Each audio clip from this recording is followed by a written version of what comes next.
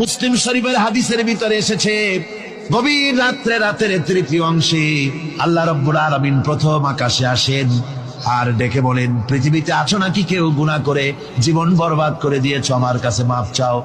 ঋণগ্রস্ত আছো, অসুস্থ আছো, অপমানিত আছো, কে আছো মাজলুম, আমাকে ডাকো, আমার কাছে বলো, আমি ডাকে সাড়া দেব, জীবনের আশা পূরণ করে দেব।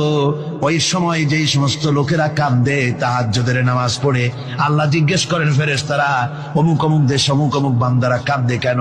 ফেরেশতারা বলে, রব্বুল আলামিন তুমি তো ভালো করে জানো। আল্লাহ বলেন, জানি, তবুও তোমাদের মুখে শুনতে চাই।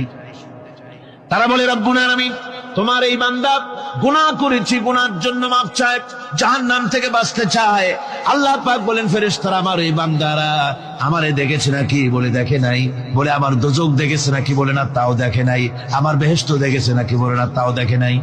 আল্লাহ পাক বলেন, ফেরেশতারা সাক্ষী থাকো, ওরা আমাকে দেখে নাই, আমার বেহেশত দোজখ কিছুই দেখে নাই, শুধুমাত্র আমার নবীর কথা, আমার কোরআনের কথা বিশ্বাস করে আরামের ঘুমকে হারাম করে যেভাবে তারা কাঁদতেছে, সাক্ষী থেকে যাও ফেরেশতারা, আমার রহমতের দরিয়ায় জোশ মেরেছে আমার ওই ক্রন্দনরত বান্দাগুলি।